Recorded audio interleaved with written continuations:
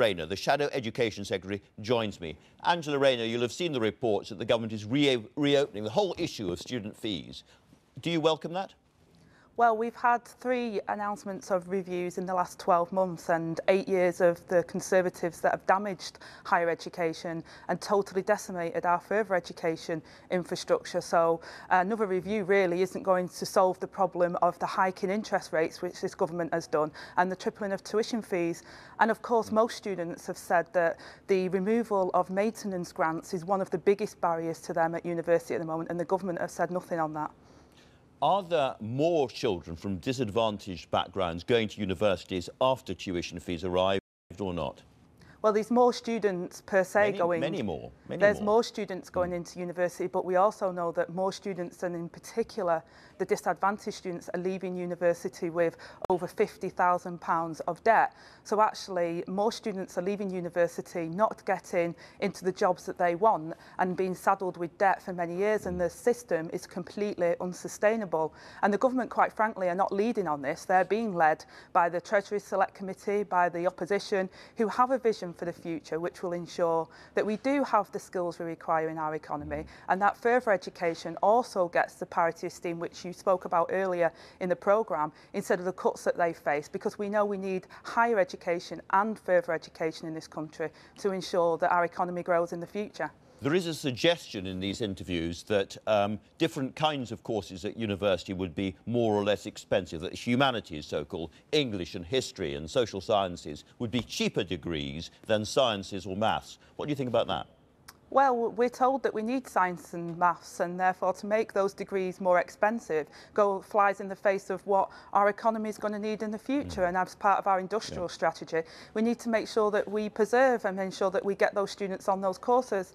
And of course, many of those courses are cross-subsidised by other courses within the sector. So making fees different levels is actually going to cause more chaos in the sector. What we said is, by ensuring that we directly fund universities by making sure their money comes straight from the state through corporation tax, is that those universities would have the money to continue to have a world-class university system. Last time we talked, Angela Rayner, you said you brought along a very big abacus to work out the cost of wiping out all historic student debt. Is that still an aspiration for your party? Well, Jeremy said that he'd want to look at that. But of course, what we've outlined is a clear vision for a national education service, which I think is important, because what we've said is it will be free at the point of use from cradle to grave. We know that our economy faces real challenges in the future, and our businesses do. We've got to make sure that we have the skills in the economy to go forward. And that means making sure that people can retrain, people can go to university, can get higher education as well as further education, and of course the technical skills that we need for the economy of the future. We have a vision for that. Unfortunately, the Conservatives have been managing the decline. They've taken their eye off the ball, and we've had 8 years of an unsustainable Tory failure on education. But it might be the case that £100 billion to wipe out all historic student debt is not a priority, given all the challenges that you face if you come into government soon.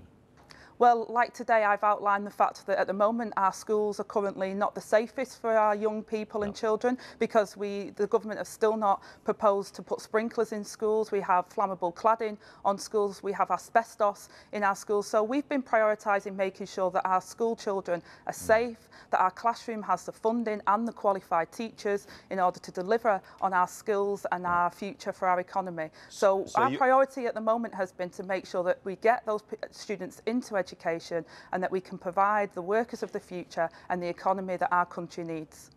So an awful lot of people will agree with you about sprinklers in schools, for instance. Presumably you are worried about the possibility of a Grenfell happening in a British school, and you want to do it. But I must ask you how much this is going to cost, and is this new money that you're going to put in? Because you're going to have to rip up quite a lot of school building and remove walls and put in new cladding, and it's quite a big operation.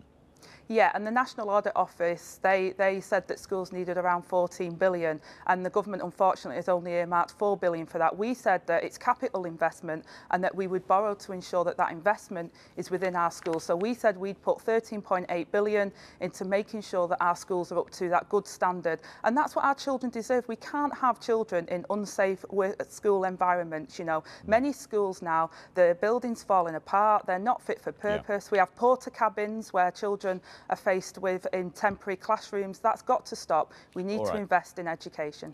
Now, you're up in Leeds for this policy summit, and people have seen some fairly extraordinary scenes on the stage where the kind of factionalism which had been bubbling inside the party broke out. Do you think that the scene where the female chair of the National Policy Forum was shut up by a male colleague was a disgraceful one?